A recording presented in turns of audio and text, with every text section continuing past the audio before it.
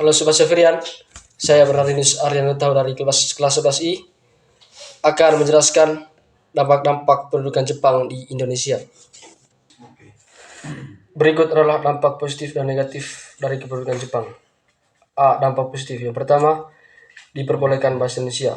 Selama menjajah Indonesia, Jepang melarang penggunaan bahasa Belanda atau segala hal yang berbau Belanda. Alasannya, Jepang berdalih ingin menghapus imperialisme Belanda di Indonesia. Dengan kebijakan itu, Indonesia cukup diuntungkan karena bahasa Indonesia diperbolehkan digunakan selama kehidupan sehari-hari. Dengan demikian, bahasa Indonesia menjadi bahasa resmi nasional yang digunakan di berbagai daerah. Yang kedua, ditetapkannya jenjang sekolah. Penduduk Jepang juga memberi dampak positif bagi Indonesia di bidang pendidikan. Jepang menghapus sistem pendidikan berdasarkan kelas sosial yang sebelumnya diterapkan Belanda.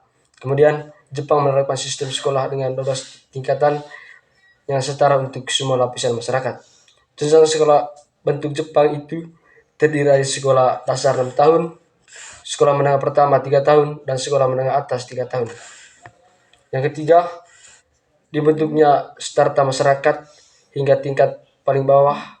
Jepang membentuk sistem sosial bernama Tonarigumi yang meliputi 10 keluarga dalam satu permukiman.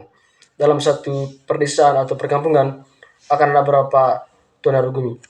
Sistem ini sebenarnya digunakan Jepang untuk mengawasi dan mata-matai aktivitas politik rakyat Indonesia. Meski demikian, sistem Tonarigumi pada akhirnya tetap berguna dalam mengatur strata masyarakat Indonesia hingga tingkat paling bawah. Sistem Tonarigumi masih diterapkan di Indonesia hingga kini, yang kita kenal dengan istilah rukun tetangga atau RT. Yang keempat, latihan kemiliteran salah satu dampak positif yang dapat dirasakan Indonesia dari pendudukan Jepang karena diberikannya latihan kemiliteran. Jepang memberikan latihan kemiliteran untuk rakyat Indonesia serta membentuk organisasi-organisasi militer dan semi-militer. Semua itu dilakukan Jepang dengan harapan mendapat tambahan pasukan sewaktu-waktu menghadapi serbuan sekutu. Meski begitu, latihan kemiliteran tersebut cukup menguntungkan Indonesia karena menjadi dapat bekal kala menghadapi serangan tentara sekutu pada masa agresi militer atau perang pasca merdeka. Selain itu, organisasi militer bentukan Jepang, ETA atau pembela tanah air juga menjadi cikal bakal berdirinya TNI. Yang kelima, didirikannya Gumiyai untuk menggeruk hasil bumi Indonesia. Jepang membentuk Gumiyai dengan dalih sebagai organisasi yang berguna dalam memenuhi kebutuhan pokok rakyat. Meskipun dibentuk dengan niat buruk pada awalnya, Gumiyai tetap membawa dampak positif bagi Indonesia karena kemudian berkembang menjadi sistem koperasi yang diterapkan hingga kini. B. Dampak negatif. Yang pertama, pemerintahan militer yang otoriter.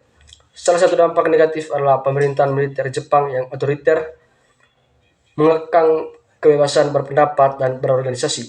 Rakyat Indonesia mengalami keterbatasan hak-hak sipil selama periode. Yang kedua, adanya kebijakan kerja paksa.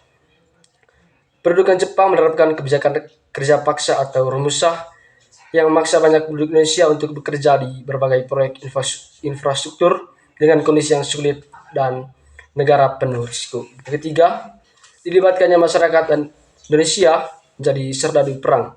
Masyarakat Indonesia juga terlibat secara paksa sebagai serdadu perang dalam konflik Pasifik, menambah deretan korban dalam pertempuran yang melibatkan kekuatan sekutu Jepang. Yang keempat, pelecehan dan kekerasan pada kaum wanita.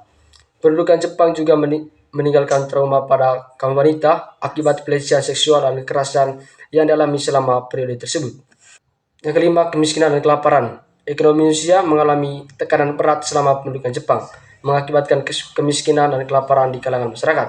Secara keseluruhan, berbagai dampak positif dan negatif pendudukan Jepang di Indonesia meninggalkan jejak yang kompleks.